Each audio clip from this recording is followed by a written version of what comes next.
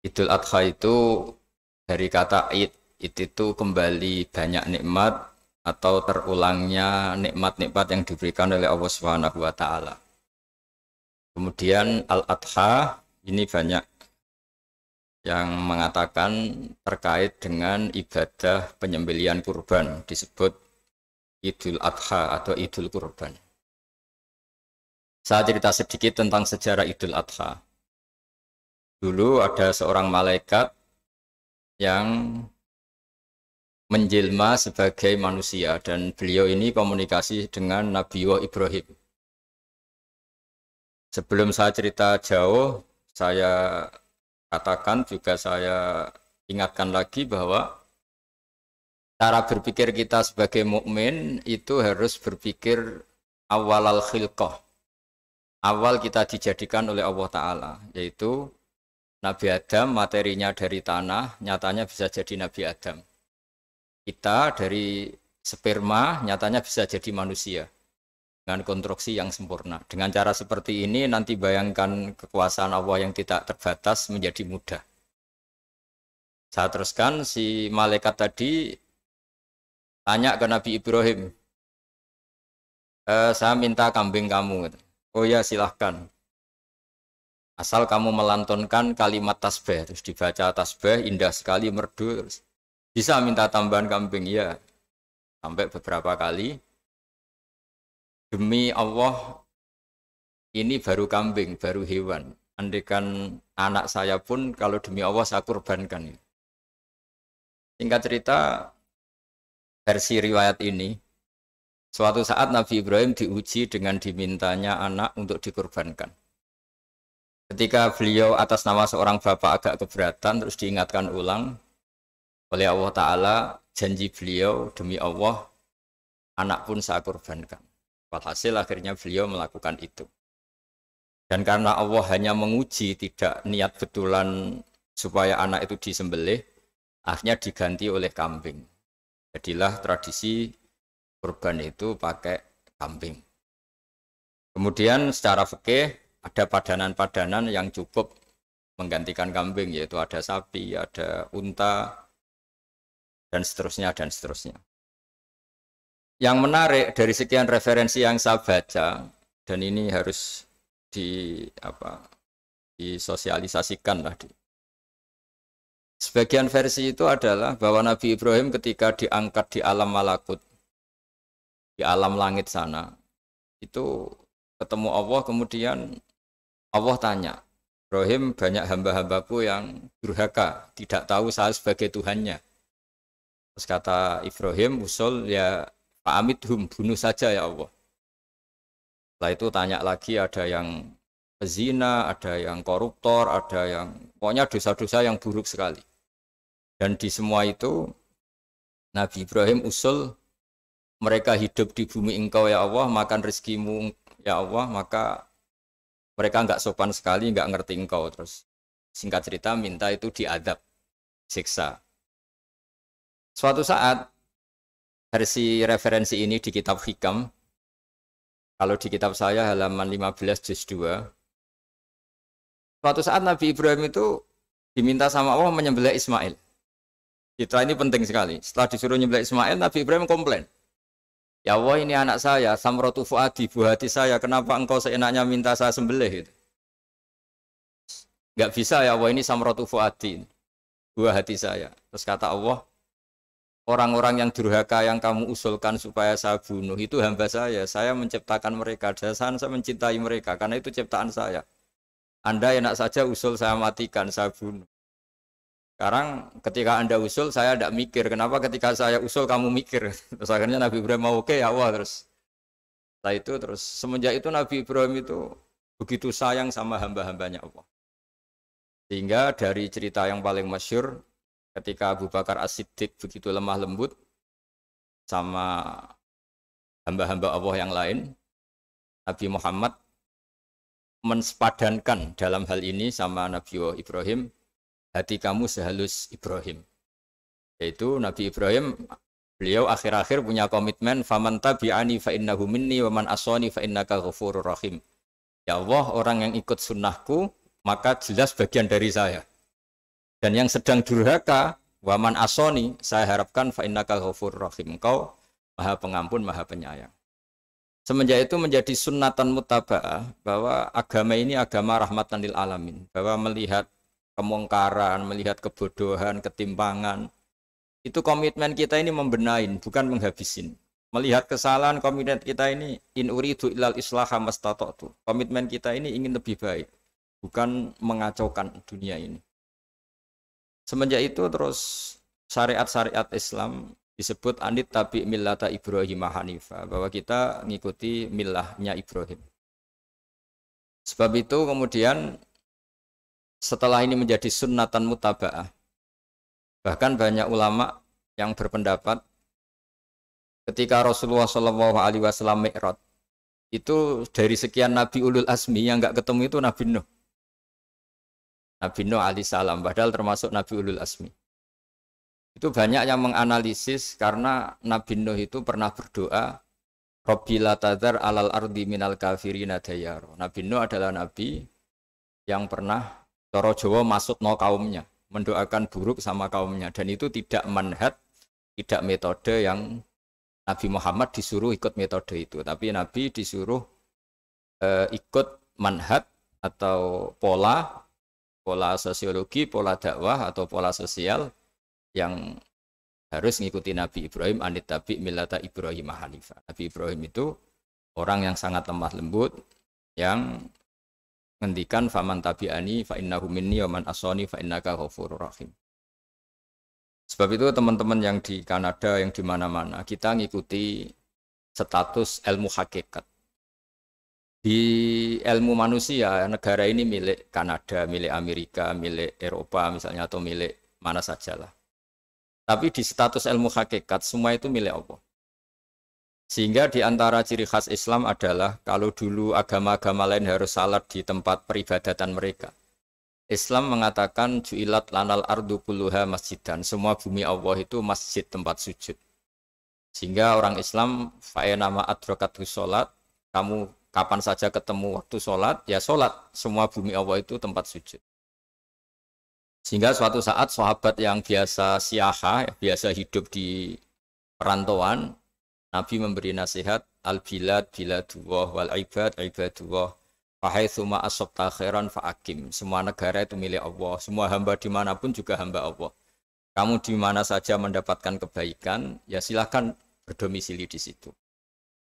Saya pernah di Korea, itu asik karena itu yang orang-orang katanya teman-teman, saya ini di rumah itu enggak kiai, Gus. Sering di sawah, sering di Tegal. Gara-gara di Korea jadi mufti gitu. Karena enggak ada kiainya gitu. Jadi orang-orang yang enggak jadi kiai di Jawa, mungkin kalau di luar Jawa atau di luar Indonesia malah jadi kiai gitu. Artinya gini, pentingnya jadi kiai bukan menjadi gagah, itu enggak, tapi begini. Dulu bawaannya rakyat itu kan kalau ke masjid komplain, ada masjid bocor kayak ada keran yang kurang baik. Tapi kalau sudah jadi kiai itu tahu rasanya. Betapa nata masjid itu susah, ngelola masjid itu susah, nyari imam itu juga susah, melanggengkan jamaah juga susah. Jadi pentingnya jadi kiai itu bukan gagah-gagahan jadi imam, tapi bertanggung jawab atas proses yang berjalan.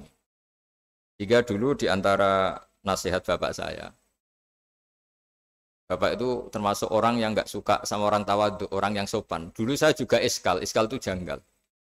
Kata bapak, wong tawadhu itu apik, orang sopan itu baik. Tapi biasanya itu cara orang menghindari tanggung jawab. Disuruh jadi kiai nggak mau. Tapi kalau ada kiai salah komplain itu. Disuruh jadi menteri nggak mau, kalau ada menteri salah komplain itu. Disuruh jadi apa nggak mau. Kesannya tawadhu, tapi sebenarnya hanya menghindari tanggung jawab. Disuruh pidato nggak mau, disuruh jadi MC nggak mau. Tapi kalau ada orang salah komplain itu. Jika kata bapak tawadhu itu baik, asal tawadhu betul. Tapi kebanyakan nggak, tawadhu itu menghindari tanggung jawab sambil cari salahnya orang lain. Nah ini yang tawadhu yang akhirnya kurang baik. Nah teruskan, jadi Nabi Ibrahim ini panutan yang luar biasa. Beliau adalah orang yang alami sekian proses sosial yang akhirnya diakui sebagai Khalilur Rahman, orang yang sangat dicintai Allah Ta'ala. Di antara sebab dicintainya Nabi Ibrahim adalah seperti yang dialami Nabi Adam.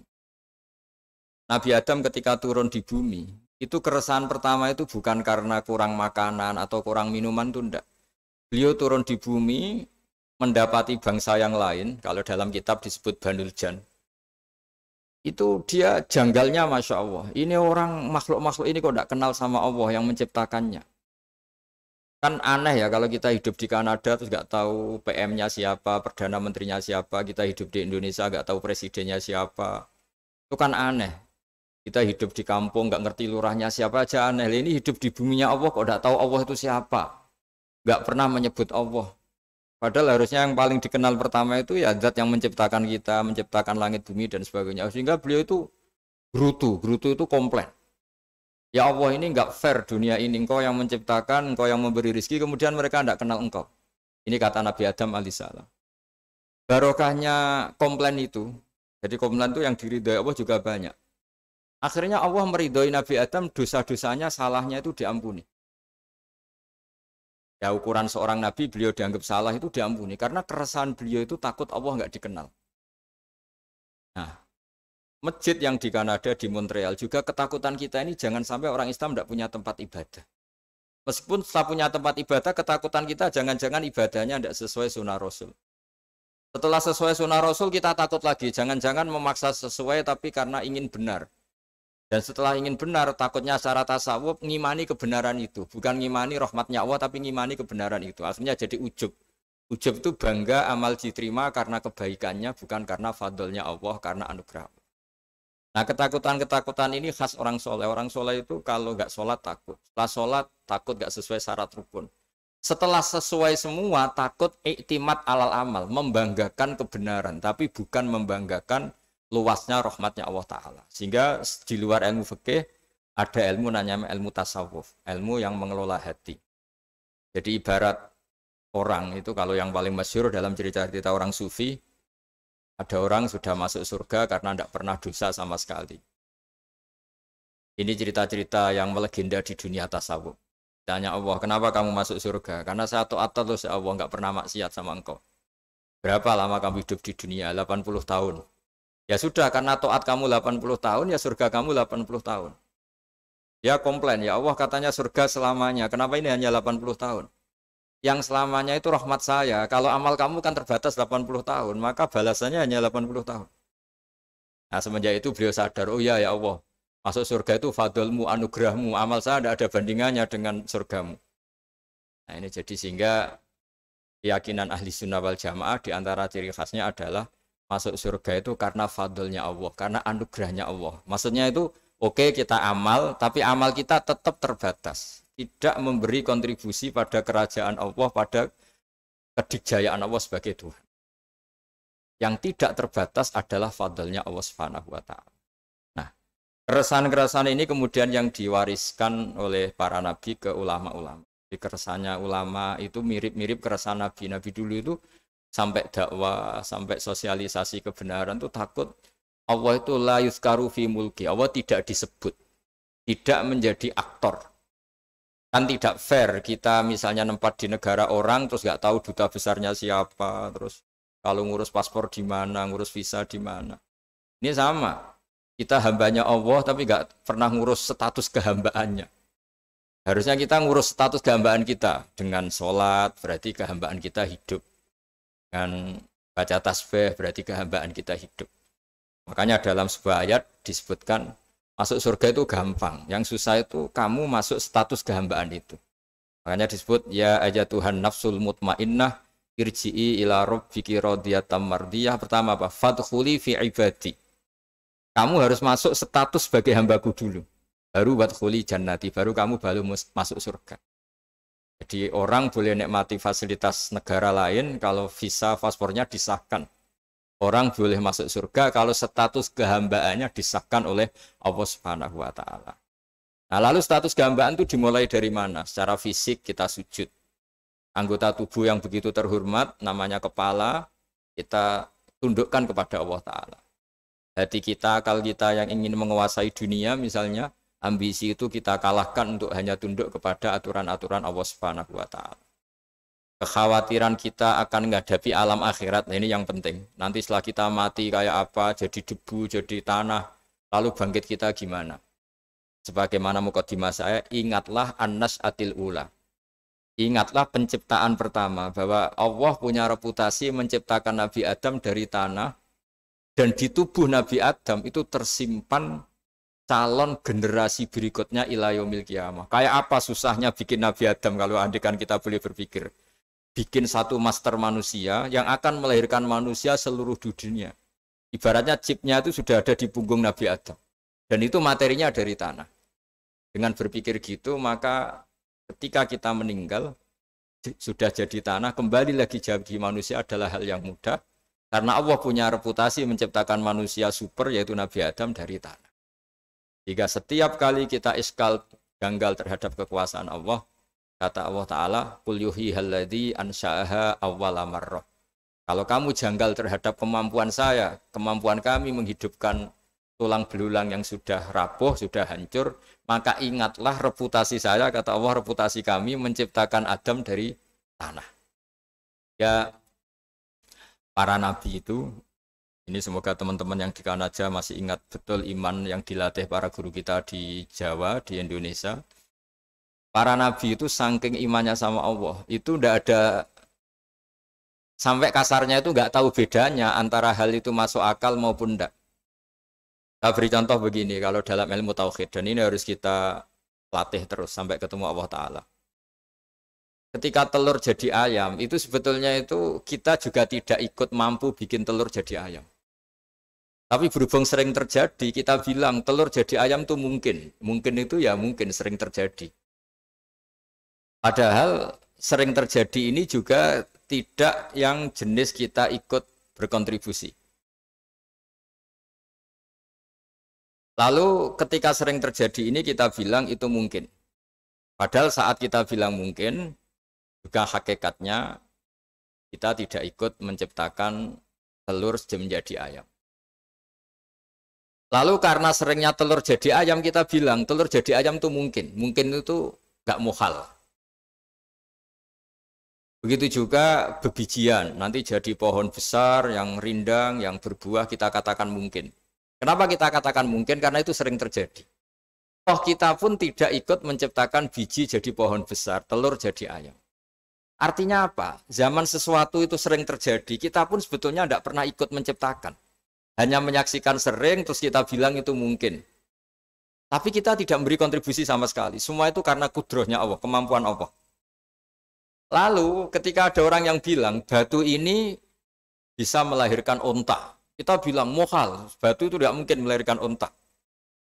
Tapi kalau seorang nabi itu nggak tahu bedanya antara batu melahirkan unta dengan indukan unta melahirkan unta. Karena nabi-nabi itu makomnya sudah sangat tinggi.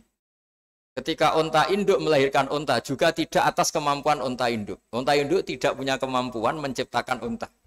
Juga karena kudrohnya Allah Ta'ala. Sehingga kalau batu mengeluarkan unta juga mungkin kalau Allah menghendaki. Hingga ketika Nabi Soleh diminta kaumnya, apa bukti engkau Nabi? Tunjukkan ayat kalau engkau Nabi. Yang kamu minta apa?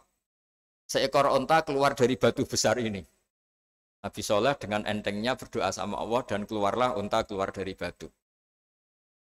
Nah itu makom yang paling tinggi. Makom paling tinggi itu kita mendudukkan Allah sebagai zat yang tidak terbatas kudrohnya. Hingga para nabi itu terus punya mukjizat. Nah, mukjizat itu mengingatkan ulang bahwa Allah itu tidak terbatas kemampuannya. Bagaimana unta keluar dari batu besar zaman Nabi Soleh, zaman Nabi Muhammad air keluar dari jemarinya Rasulullah SAW, Nabi Ibrahim dibakar tidak mempan, tetap sehat, tetap bugar. Karena semua ini sebagai bukti bahwa kudrohnya Allah tidak terbatas. Iman-iman seperti ini harus kita jaga. Apapun rasionalitas kita dan meskipun kita selalu rasional, tetap menyisakan iman bahwa kudroh Allah itu tidak terbatas. Sehingga ketika ada cerita kematian orang soleh itu ditangisi langit dan bumi, kita tidak usah iskal, tidak usah janggal. Masa bumi bisa menangis? Karena kita yang sekarang bisa nangis adalah materinya dari tanah. Materinya dari bumi. Terus iman ini kita jaga sehingga kalau kita yasinan, masih ingat, Allah kalau mengingatkan kudrohnya yang tidak terbatas, manusia disuruh ingat, Qul yuhyihalladzi ansha'aha awwala marrah. Kamu harus ingat bahwa Allah itu yang menghidupkan kamu menghidupkan semuanya ketika kamu belum menjadi seperti ini. Jadi intinya itu kita ingat meskipun telur itu lazim jadi ayam, tetap tidak karena kudrohnya ayam itu, tapi karena kudrohnya Allah. Indukan unta melahirkan anak unta juga bukan kemampuan indukan unta, karena ini juga makhluk yang lemah, tapi juga kemampuan Allah Subhanahu wa Ta'ala. Jika dengan demikian kita termasuk hamba Allah sesuai target yang diingatkan Allah. Falamma tabayyana lahu qala a'lamu annallaha ala kulli syai'in qadir. Hamba Allah yang baik adalah hamba ketika menyaksikan fenomena apapun, semua itu li ta'lamu annallaha ala kulli syai'in qadir wa annallaha qad ahata bi kulli syai'in ilma. Apapun di alam raya ini, semuanya itu bukti bahwa Allah ala kulli syai'in qadir, Allah kuasa dan Allah meliputi semua makhluknya dalam pandangannya, dalam pantauannya. Jadi saya mohon teman-teman yang di Montreal, yang di Kanada, juga di manapun harus ingat status hakikat bahwa al-bilad biladullah wal ibad ibadullah fahaitsu ma asabta khairan fa'akim. Negara hakikatnya milik Allah, semua hamba juga milik Allah. Di mana saja kamu berada dan menemukan kebaikan, silahkan hidup di situ. Tentu dengan sosialisasi yang baik, baik dengan non-muslim maupun dengan muslim. Karena Allah mengajarkan wa qulu linnasi husna. Ajaran Islam adalah rahmatan lil alamin, rahmat bagi semua. Tentu tidak henti-hentinya kita menjelaskan kebenaran yang diinginkan oleh Allah Subhanahu wa Ta'ala. Saya kira demikian karena saya juga ini di sini sudah malam. Jadi saya mohon maaf mungkin tidak bisa ikuti tanya jawab karena di sini sudah malam, apalagi tadi habis takziah saya karena ya ada mas saya yang sudah sepuh sekali wafat, terus tadi barusan datang, jadi mohon maaf tidak mengikuti acara mulai pertama. Tapi saya mohon ayat-ayat Quran yang saya terangkan tadi bahwa untuk mensifati Allah kudrohnya tidak terbatas. Ingatlah bahwa kita yang secerdas ini, yang sehebat ini, kita semua manusia yang cerdas begini, matanya bisa melihat, hatinya bisa merenung, otaknya bisa berpikir cerdas, itu dari materi tanah. Dan Allah mampu. Allah bisa bikin orang miliatan gini dari satu orang manusia namanya Nabi Adam. Kayak apa susahnya bikin konstruksi Nabi Adam kalau boleh dibahasakan. Dan itu Allah punya reputasi mampu. Dengan cara seperti itu kita akan gampang iman bahwa kita setelah meninggal dan menjadi tanah, ya sama seperti kita masih hidup. Zaman kita hidup ya tidak tahu cara kerja jantung kita, nafas kita, uratnya gimana, terus sistem tubuh. Meskipun ilmu medis ngerti mengurai itu, tapi tetap saja hanya ngerti, tidak menciptakan. Yang menggerakkan jantung, organ tubuh kita tetap Allah Subhanahu wa Ta'ala.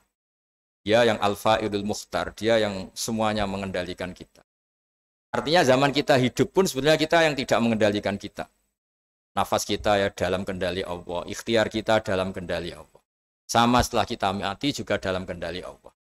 Ya guru-guru kita semuanya melatih inna sholati wa nusuki wa mahyaya wa mamati lillahi rabbil alamin. Hakikat ibadah kita, hakikat hidup kita, hakikat mati kita, semuanya tidak dalam kendali kita. Semua itu dalam kendali Allah Ta'ala. Dengan demikian terus kita insya Allah ingin jadi hambanya dulu. Baru setelah jadi hambanya, baru sah menjadi ahli penghuni surganya. Wadkhuli fi ibadi, baru wadkhuli jannati. Masuklah berstatus sebagai hambaku, baru engkau kalian semua layak menjadi penghuni surgaku. Mohon maaf atas semua kesalahan. Billahi taufik. Wassalamualaikum warahmatullahi wabarakatuh.